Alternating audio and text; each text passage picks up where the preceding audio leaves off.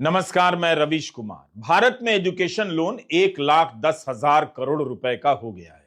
यह भी पूरे साल का आंकड़ा नहीं। इस साल जनवरी से लेकर अक्टूबर के बीच भारतीय छात्रों ने 1,10,000 करोड़ रुपए के लोन लिए हैं। भारतीय रिजर्व बैंक का यह आंकड़ा है, जिसमें कहा गया है कि एजुकेशन लोन में 20% से अधिक की वृद्धि हुई है। इसमें से 65% लोन विदेशों में पढ़ाई के लिए लिए गए।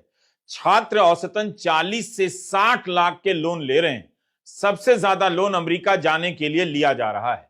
भारतीय रिजर्व बैंक ने बताया है कि पिछले 5 साल में 2023-24 के बीच एजुकेशन लोन में सबसे अधिक उछाल देखा गया है। हिंदू बिजनेस लाइन की इसी साल जून के महीने की एक रिपोर्ट है कि एजुकेशन लोन के लिए छात्र 10 से 15% ब्याज चुका रहे हैं। कई बार बैंक इसलिए भी लोन नहीं देते क्योंकि उन्हें पता होता है कि कम सैलरी की नौकरी मिलेगी और ब्याज चुकाना मुश्किल हो जाएगा, लोन भी नहीं चुकेगा। आज हम इसी पर बात करेंगे कि गुजरात और पंजाब में छात्र विदेश जाने के लिए क्यों होड़ कर रहे हैं और क्यों दूसरे प्रदेश के बच्चे पिछड़ गए हैं। विदेश मंत्रालय का कहना है कि जनवरी 2023 तक उनके पास जो सूचनाएं हैं उसके हिसाब से 15 लाख छात्र विदेशों में पढ़ रहे हैं। 2022-23 में 21-22 की तुलना में एजुकेशन लोन में 17% का उछाल आया है। कोविड के बाद अमेरिका जाने वाले छात्रों की संख्या में 35% की वृद्धि हुई है। अक्टूबर 22 से सितंबर 23 के बीच अमेरिकी दूतावास और काउंसलेट ने 1,40,000 छात्रों को वीजा जारी किया। भारतीय छात्रों की वजह से दुनिया की कितनी ही यूनिवर्सिटियों की दुकान चल रही है। विदेश में पढ़ना विदेश में बसने की पहली सीढ़ी है। जिस किसी के पास पैसा है, लोन ले सकता है, छात्रवृत्ति हासिल कर सकता है, वो पढ़ने के लिए विदेश जा रहा है। उनके हिसाब से वे बिल्कुल ठीक कर रहे हैं, क्योंकि भारत में पढ़ाई का स्तर गिर गया है। उनके माँ बाप भले ही सोशल मीडिया पर भारत को विश्व गुरु बताते रहें, मगर भीतर भीतर बच्चों को बाहर भेजने की तैयारी में लगे हुए हैं। अमृतसर एयरपोर्ट पर बुजुर्ग माँ बाप अपने बच्चों को छोड़ने पहुंचते रहते हैं। इनकी आंखों में उदासी साफ देखी जा सकती है। पंजाब का कोई ना कोई कोना हर दिन अपनों से जुदा होता रहता है। कई माँ बाप जानते हुए भी कि उनका जीवन अब अकेले का होने वाला है, किसी तरह बच्चों को भारत से बाहर भेज रहे हैं। पंजाब और बेंगलुरु से ऐसे माँ बाप का एक संगठन भी चलता है, जिसका नाम है NREPA, non resident Indian parents association. 1998 में बना यह संगठन माँ बाप को सामाजिक और मनोवैज्ञानिक सहारा देता है। इसकी अपनी वेबसाइट भी है। ये वो माँ बाप है जिनके बच्चे बाहर चले गए और जिनके लौट कर आने की उम्मीदें कमजोर पड़ती चली गईं। 2011 से 2018 के साल का आंकड़ा आप देखेंगे, तब भी लाख सवा लाख भारतीय भारत की नागरिकता छोड़ते रहे हैं। 2018 के बाद से इसमें काफी तेजी आती है। वैध तरीके से जाने वाले भारतीयों की संख्या भी बढ़ती है, साथ साथ अवैध तरीके से जाने वालों की, जो हमने 26 दिसंबर के वीडियो में आपको बताया। सबकी आंखों में एक ही सपना है, कमाना है, अच्छा जीवन जीना है और विदेश में बस जाना है। हालांकि भारत की 6 ऋतुओं का अपना ही आकर्षण है और कश्मीर में ही चिनार के पत्ते जब रंग बदलते हैं तो अमेरिका और कनाडा की पतझड़ से पहले की रंगीनी को मात देते हैं। इसके बाद भी कनाडा और अमेरिका में जब फॉल आता है, पत्तों के रंग लाल और पीले होने लगते हैं, मुंह से वाव निकलता है। वाव अंग्रेजी का शब्द है, जैसे हिंदी में हम कहते हैं मुंह बा देना।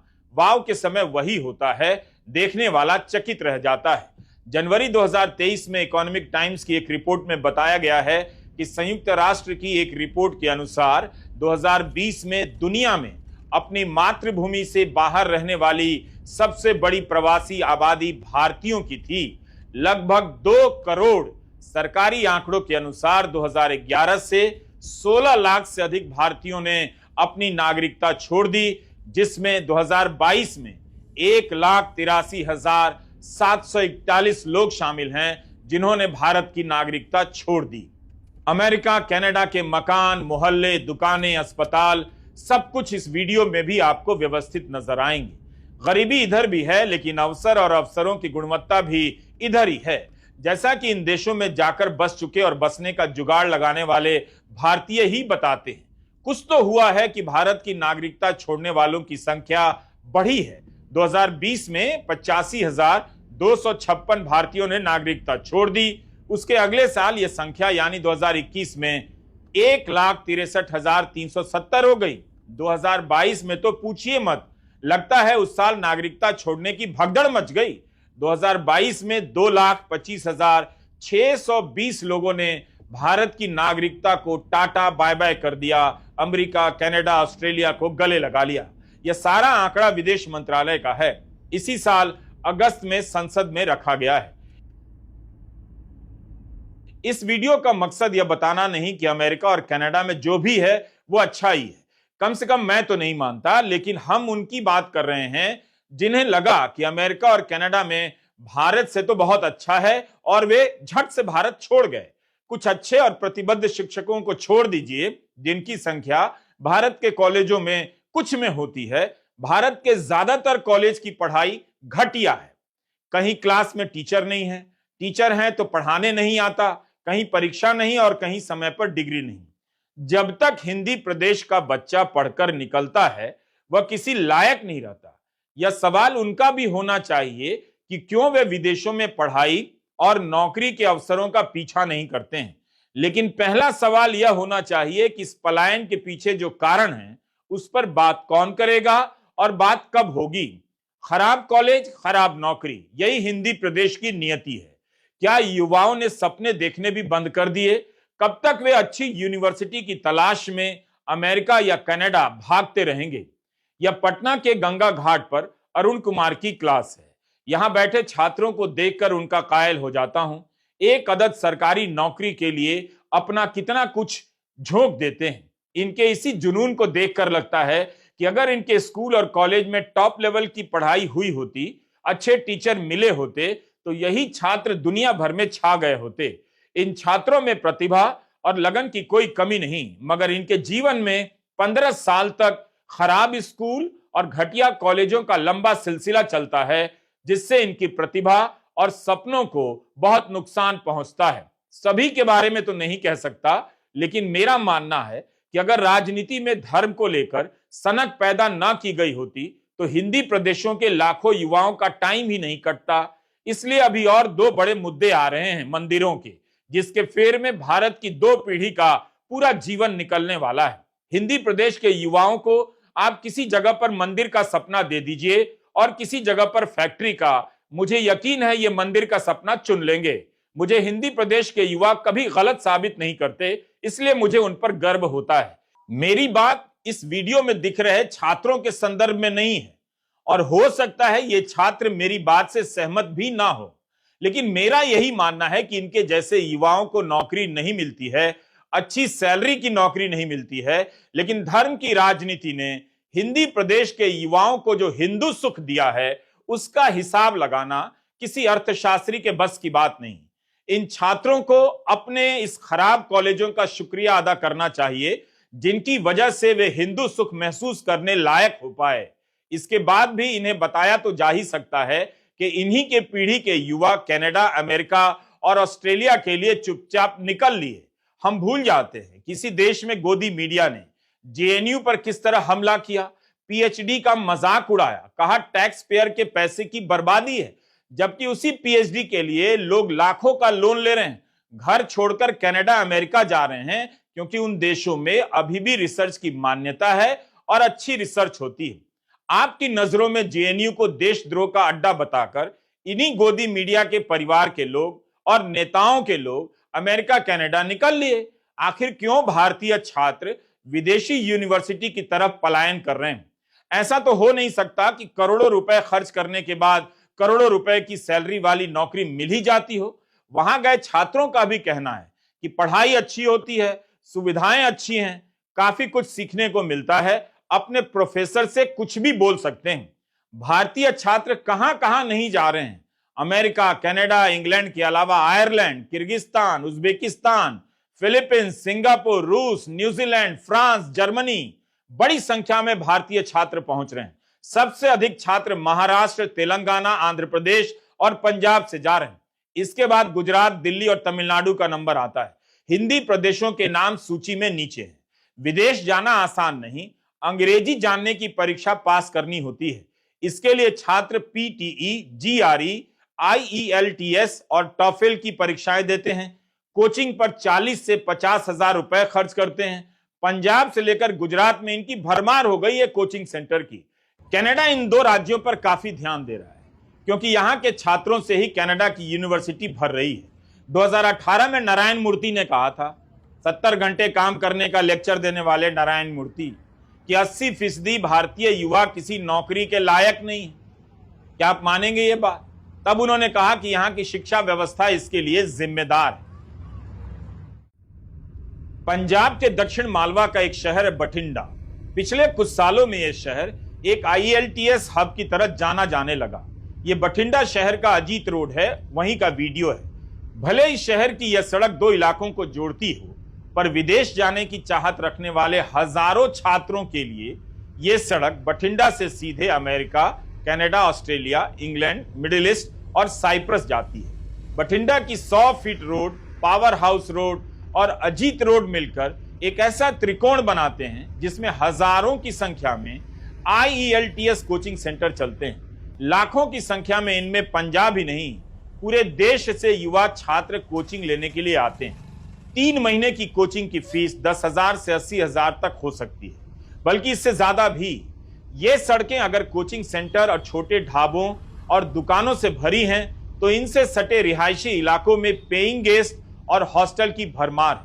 विदेश जाने की कोचिंग का खर्च सिर्फ सेंटर की फीस भरकर पूरा नहीं हो जाता।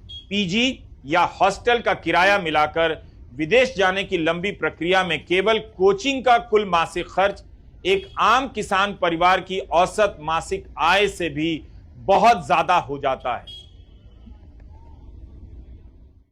सो कॉस्टिंग ਦੀ ਜੇ ਆਪਾਂ ਗੱਲ ਕਰੀਏ, ਸਟਾਰਟਿੰਗ ਫਰੋਮ ਦੀ ਬੇਸਿਕ, ਜਿੱਦਾਂ ਬੱਚਾ ਜਦੋਂ ਵੀ ਕਿਸੇ ਵੀ ਕੋਚਿੰਗ ਲੈਂਦਾ, ਕਿਸੇ ਵੀ ਜਿਹੜਾ ਆਪਣੇ ਟੈਸਟ ਦੀ ਕੋਚਿੰਗ ਲੈਂਦਾ, ਸੋ ਐਵਰੇਜ ਅਗਰ ਉਹ ਟੈਸਟ ਦੀ ਫੀਸ ਪਲੱਸ 3 ਮੰਥਸ ਦੀ ਅਸੀਂ ਕੋਚਿੰਗ ਦੀ ਗੱਲ ਕਰੀਏ ਤਾਂ ਉਹ ਜਿਹੜੀ ਕੋਸਟਿੰਗ ਹੈ ਅਰਾਊਂਡ ਅਬਾਊਟ 40 to 50,000 ਦੋਵੇਂ ਚੀਜ਼ਾਂ ਦੀ ਕੋਸਟਿੰਗ ਆ ਜਾਂਦੀ ਹੈ। ਉਸ ਤੋਂ ਬਾਅਦ ਜੋ ਪ੍ਰੋਸੈਸ ਸਟਾਰਟ ਹੁੰਦਾ, ਜਿਸ ਵਿੱਚ ਬੱਚੇ ਦੀ 1 ਸਾਲ ਦੀ ਫੀਸ ਦੇ ਨਾਲ ਲਿਵਿੰਗ ਐਕਸਪੈਂਸਿਸ, ਅਸੀਂ ਗੱਲ ਕਰਾਂਗੇ ਪਹਿਲਾਂ ਕੈਨੇਡਾ ਦੀ।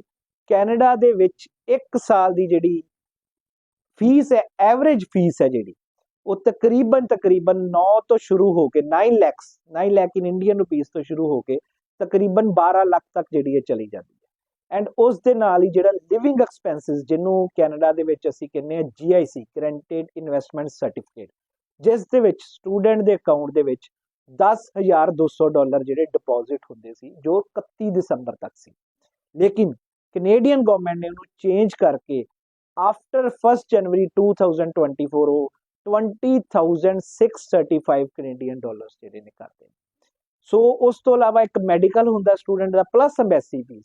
ਜੇ ਤੁਸੀਂ ਇਹਨੂੰ 31 ਦਸੰਬਰ ਤੋਂ ਪਹਿਲਾਂ ਕੰਪੇਅਰ ਕਰੋਗੇ ਤਾਂ ਉਹ ਜਿਹੜੀ ਇੱਕ ਕੋਸਟਿੰਗ ਸੀ ਟਿਕਟ ਤੱਕ ਦੀ ਸਟੂਡੈਂਟ ਦੀ, ਉਸਦੇ ਵੀਜ਼ਾ ਕਾਸਟ, ਵਾਟਐਵਰ ਜਿੰਨੀਆਂ ਵੀ ਕਾਸਟ ਸੀ, ਸੋ ਉਹਦੀ ਕੋਸਟਿੰਗ 18 ਤੋਂ 20 ਲੱਖ ਦੀ ਜਿਹੜੀ ਕੋਸਟਿੰਗ ਹੁੰਦੀ ਸੀ। ਲੇਕਿਨ ਉਹੀ ਸਟੂਡੈਂਟ ਸੇਮ ਅਗਰ ਕੈਨੇਡਾ ਦੇ ਵਿੱਚ ਅਪਲਾਈ ਕਰੇਗਾ 1 ਜਨਵਰੀ ਤੋਂ ਬਾਅਦ, ਸੋ ਉਹ ਉਹਦੀ ਕੋਸਟਿੰਗ ਰਾਉਂਡ ਅਬਾਊਟ 1 ਸਾਲ ਦੀ fees, GIC and other charges ਦੇ ਨਾਲ 25 ਤੋਂ 30 ਲੱਖ ਦਾ ਜਿਹੜਾ ਉਹਦਾ ਬਜਟ ਉਹਦੇ ਵਿੱਚ ਬਣ ਜਾਏਗਾ। कनाडा को पता है कि भारत से यहां आने की होड़ मच गई है, इसलिए वहां जाने वाले छात्रों के रहने सहने का खर्चा भी अगले साल यानी 1 जनवरी से डबल कर दिया गया है। कनाडा भेजने के लिए माँ बाप पहले से ज्यादा खर्चा करेंगे। इस होड़ का किसानों पर बुरा असर पड़ेगा। जमीन बेचकर और कर्ज उठाकर कनाडा भेजना पड़ेगा। कई बार छात्रों को कोर्स के बारे में सही जानकारी नहीं होती, यूनिवर्सिटी और वहां पढ़ाए जाने वाले विषय और उससे जुड़े रोजगार के बारे में पता नहीं होता। जो डिग्री किसी काम की नहीं होती, उसके लिए भी लाखों रुपए फूंक देते हैं, क्योंकि डिग्री बस बहाना है या जरिया है वहां बस जाने का। 19 जुलाई 2023 के द ट्रिब्यून अखबार में आप सुखमित भसीन की रिपोर्ट पढ़िए। सुखमित लिखते हैं कि बठिंडा के एक गांव मेहमा सरकारी की आबादी 1200 है। यहां के करीब 100 युवा पहले ही और मुल्कों में जाकर बस चुके हैं। गांव में कई बुजुर्ग माँ बाप अकेले रह गए हैं। यहां के हर तीसरे घर से एक बच्चा उच्च शिक्षा के लिए विदेश गया है। भसीन लिखते हैं कि यहाँ के किसान मवेशी सोना बेचकर, खेत जमीन बैंकों में गिरवी रखकर विदेशी संस्थानों में अपने बच्चों के लिए सीट सुरक्षित करवाना चाहते हैं। यहाँ पर आभूषणों के बदले ऋण देने वाले निजी फाइनेंसियर्स की तादाद भी बढ़ने लगी है। मेहमा सरकारी गांव के निवासी मनोज शर्मा ने कहा है, जो ट्रिब्यून में छपा है, कि एक समय हमारा गांव बड़ी संख्या में सरकारी नौकरियों वाले लोगों के लिए जाना जाता था, लेकिन अब लगभग 100 युवा अध्ययन वीजा पर कनाडा, ऑस्ट्रेलिया, यूके और साइप्रस चले गए।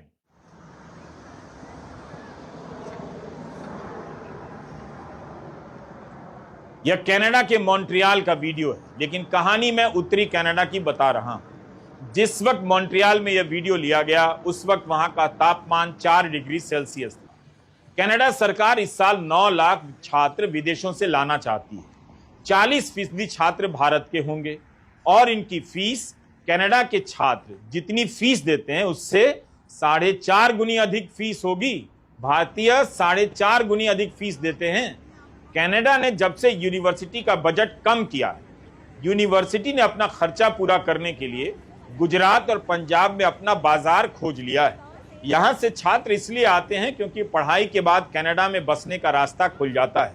यहां के कॉलेज नहीं चाहते कि अकेले भारत पर निर्भर रहें, इसलिए दक्षिण अफ्रीका में भी अभियान चलाया जा रहा है।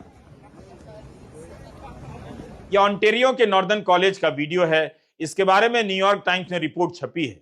नोरिमित्सु ओनिशी की रिपोर्ट में बताया गया है कि टोरंटो से कार से 8 घंटे लगते हैं यहां पहुंचने में।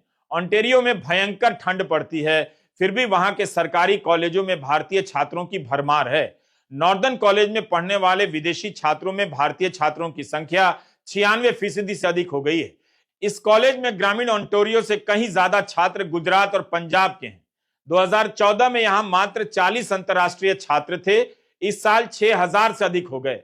न्यूयॉर्क टाइम्स लिखता है कि एकदम से दूर दराज के इस कॉलेज में भारत के छात्र पहुंचे हैं, जहां कनाडा के ही ज्यादातर लोग नहीं जाते।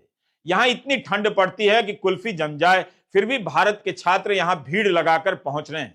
कनाडा में बसने के अलावा एक कारण यह भी है कि इन छात्रों का, इनके माता पिता का भारत की यूनिवर्सिटी में भरोसा नहीं रहा। मिडिल क्लास व्हाट्सएप ग्रुप में वीडियो फॉरवर्ड कर रोज माहौल बनाता है कि भारत सुपर पावर हो गया और चुपके से अपने बच्चों को कनाडा फॉरवर्ड कर देता है। हिंदी प्रदेश के युवाओं को यही खेल समझ जाना है और खुद इससे निकलने की तैयारी करनी है, क्योंकि विदेश जाना, वहां पढ़ना और वहां बस जाना अब इसे कोई भी गलत नहीं कहता। बस सावधान रहना है कि कोई एजेंट आपको ठग न ले, फर्जी सर्टिफिकेट लेकर भेजेगा तो फिर वहां से वापस आना पड़ेगा। पंजाब और गुजरात के युवा लगे हुए हैं अंग्रेजी की परीक्षा निकालने में। इन्हें पता है कि कनाडा में वीजा की वेटिंग लंबी है, तो चलो इंग्लैंड की तरफ। ब्रिटिश उच्चायोग के अनुसार जून 2022 तक यूके द्वारा एक वर्ष में लगभग 1,20,000 प्रायोजित अध्ययन वीजा भारतीय छात्रों को जारी किया गया और इनमें से 40% पंजाबी छात्र हैं। इससे पहले कनाडा पढ़ाई के लिए सबसे बड़ा ठिकाना था। 18 नवंबर 2022 के ट्रिब्यून में सुखमित भसीन ने लिखा है कि एक वीजा सलाहकार ने उनसे कहा कि कनाडा के लिए देरी और बढ़ती अस्वीकृति दर ने छात्रों को निराश किया है, जो आजकल इंग्लैंड का विकल्प चुन रहे हैं, क्योंकि इसकी सफलता दर 100% है और छात्रों को IELTS परीक्षा के प्रत्येक घटक में केवल 6 बैंड स्कोर की आवश्यकता होती है। वीजा रिजेक्ट होने पर फीस भी जब्त हो जाती है, इसलिए छात्र चाहते हैं कि वहां ट्राई मारा जाए जहां वीजा का मिलना पक्का हो। यूके में विश्वविद्यालय छात्रों को तरह तरह की छात्रवृत्तियां भी प्रदान कर रहे हैं। भारत से आ रही इस भीड़ को देखते हुए इंग्लैंड ने वीजा मानकों में कुछ बदलाव किए हैं। वहां पर पढ़ाई के बाद 2 साल तक काम करने की अनुमति दी जा रही है, ताकि काम कर लोन का खर्चा निकल आए और ज्यादा संख्या में भारतीय छात्र वहां पहुंचे। वो कौन अफोर्ड कर सकता है? मैं दसना चाहना कि जो स्टूडेंट्स बाहर जाते ने ਉਹਨਾਂ ਦੇ ਵਿੱਚ ਜ਼ਿਆਦਾ ਉਹ ਸਟੂਡੈਂਟਸ ਨੇ ਜਿਹੜੇ ਮਿਡਲ ਕਲਾਸ ਤੋਂ ਬਿਲੋਂਗ ਕਰਦੇ ਨੇ ਜਾਂ ਪੂਅਰ ਫੈਮਿਲੀਜ਼ ਤੋਂ ਬਿਲੋਂਗ ਕਰਦੇ ਨੇ। ਸੋ ਉਹਨਾਂ ਲਈ ਇੱਕ ਬਹੁਤ ਵੱਡਾ ਸੈਟਬੈਕ ਹੈ। ਰਿਚ ਜਿਹੜੇ ਹੈਗੇ ਨੇ ਉਹ ਅਫੋਰਡ ਕਰ ਸਕਦੇ ਨੇ ਸਟੱਡੀਜ਼, ਉਹਨਾਂ ਲਈ ਅੱਜ ਵੀ ਸਟੱਡੀਜ਼ ਜਿਹੜੀਆਂ ਨੇ ਬਾਹਰ ਇੰਟਰਨੈਸ਼ਨਲ ਕੋਈ ਇੰਨੀਆਂ ਕਾਸਟ ਨਹੀਂ ਕਰਦੀਆਂ। ਲੇਕਿਨ ਜੋ ਇੱਕ ਐਵਰੇਜ ਪੂਅਰ ਸਟੂਡੈਂਟ ਹੈ, ਜੋ ਇੱਕ ਜਿਹਨੂੰ ਆਪਾਂ ਕਹਿੰਦੇ ਸਾਡੇ ਇੱਥੇ ਦੋ ਤਰ੍ਹਾਂ ਦੇ rural and urban, so rural ਦੇ ਵਿੱਚ ਜਿਹੜਾ ਆ ਜਾਂਦਾ ਛੋਟੀ ਕਿਸਾਨੀ ਆ ਜਾਂਦੀ ਹੈ, ਜਿਨ੍ਹਾਂ ਕੋਲ ਜ਼ਮੀਨਾਂ ਘੱਟ ਨੇ, ਜੋ ਮੇਜਰ ਬਾਹਰ ਜਾਂਦੇ ਨੇ। ਸੋ ਉਹਨਾਂ ਦੇ ਲਈ ਇੱਕ ਬਹੁਤ ਵੱਡਾ ਸੈਟਬੈਕ ਹੈ, ਕਿਉਂਕਿ ਉਹਨਾਂ ਦਾ ਇੱਕ ਬਜਟ ਡਬਲ ਹੋ ਗਿਆ। ਜਿਹਦੀ ਆਪਾਂ ਅਰਬਨ ਦੀ ਗੱਲ ਕਰ ਰਹੀ ਹੈ, ਅਰਬਨ ਇਹਦੇ ਨਾਲ ਬਹੁਤ ਜ਼ਿਆਦਾ ਇਫੈਕਟ ਹੋਏ ਨੇ, ਐਂਡ ਉਹਨਾਂ ਦੀ ਰੇਸ਼ੋ ਵੀ ਬਹੁਤ ਘਟ ਗਈ। ਰੇਸ਼ੋ ਘਟਣ ਦਾ ਹੈ ਕਿ ਜੋ ਅਰਬਨ ਸਟੂਡੈਂਟਸ ਜਾਂਦੇ ਸੀ, ਜ਼ਿਆਦਾਤਰ ਉਹ ਲੋਨਸ ਲੈ ਕੇ ਜਾਂਦੇ ਸੀ। ਸੋ ਅੱਗੇ ਜਿਹੜਾ ਲੋਨ ਤਕਰੀਬਨ 15 ਤੋਂ 20 ਲੱਖ ਚਾਹੀਦਾ ਸੀ, ਉਹ ਹੁਣ 25 ਤੋਂ 30 ਲੱਖ ਹੋ ਗਿਆ। ਸੋ ਇੰਟਰਨੈਸ਼ਨਲ ਐਜੂਕੇਸ਼ਨ ਇੰਨੀ ਕਾਸਟਿੰਗ ਦੇ ਨਾਲ ਜੋ ਪੂਅਰ ਸਟੂਡੈਂਟਸ ਨੇ ਉਹਨਾਂ ਲਈ ਅਫੋਰडेबल ਜਿਹੜੀ ਉਹ नहीं होएगी, एंड ਉਹਨਾਂ ਲਈ ਇੱਕ ਬਹੁਤ सेटबैक है। गुजरात से लेकर पंजाब में पुलिस का, प्रशासन का एक काम बोगस IELTS सेंटरों पर छापे मारना और उन पर नजर रखना भी है। इनके लाइसेंस रद्द होते हैं और नए सेंटर खुलते हैं। आखिर हमारी शिक्षा इतनी रद्दी कैसे हो गई कि अंग्रेजी सीखने के लिए भारतीय लाखों रुपए खर्च कर रहे हैं। IELTS कोचिंग सेंटर भारत के शहरी स्कूलों में भाषा की पढ़ाई के स्तर पर एक बहुत बड़ा सवाल है। LKG से 12वीं कक्षा तक अंग्रेजी पढ़ाने वाले हमारे स्कूल छात्रों को अंग्रेजी के एक सर्टिफिकेट टेस्ट के लिए भी तैयार नहीं कर पाते। विदेश जाने की होड़ में उन्हें होश नहीं रहता छात्रों को कि सर्टिफिकेट असली है या फर्जी। हाल के दिनों में कई छात्रों को लौटाया गया। जब सांसद जयदेव गल्ला ने सरकार से पूछा कि पिछले 3 वर्षों में कितने भारतीय लोग विदेशों से डिपोर्ट किए गए, उस पर मंत्री ने कहा आंकड़े नहीं हैं, मगर इसके आंकड़े हैं कि 1.5 करोड़ भारतीय कुशल अकुशल मजदूर और पेशेवर के रूप में विदेशों में काम कर रहे हैं। ये वो लोग हैं जो अपने स्तर पर विदेश गए काम की तलाश में। अब भारत सरकार अलग अलग कौशल के मजदूरों को विदेशों में काम दिलाने के लिए करार कर रही है, यानी सरकार भी एक तरह से एजेंट बनने जा रही है। आपको याद नहीं होगा, मोदी सरकार ने बहुत पहले ही ब्रेन ड्रेन के आइडिया को पुरातन करार दे दिया। ब्रेन ड्रेन और पलायन का आइडिया भी बीजेपी और संघ की तरफ से खूब चलाया गया। 2015 में इंडियन एक्सप्रेस में यह खबर छपी है। प्रधानमंत्री नरेंद्र मोदी कह रहे हैं कि अब ब्रेन ड्रेन अब ब्रेन गेन बन गया है। भारत को सर्विस हब बनाना है और दूसरे देशों की जरूरत के हिसाब से सप्लाई करनी है। 2015 में प्रधानमंत्री ने ग्लोबल सर्विसेज एग्जीबिशन का उद्घाटन किया था। आप ही बताइए, उत्तराखंड, बिहार में बीजेपी पलायन को मुद्दा बना देती है। जब बिहार के लोग दूसरे राज्यों में काम करते हैं तो वो ब्रेन गेन नहीं है। विदेश में काम करने के लिए पलायन भी स्टैंडर्ड का आइटम हो जाता है। कई दशक से भारत के अलग अलग हिस्सों से लोग दुनिया के अलग अलग देशों में काम की तलाश में जाते रहे हैं। शायद यह पहली बार होगा कि भारत सरकार भी आधिकारिक तौर पर पलायन करवाएगी। नर्सिंग से लेकर तमाम काम के लिए भारतीय खुद से जा तो रहे थे, अब सरकार भेजेगी।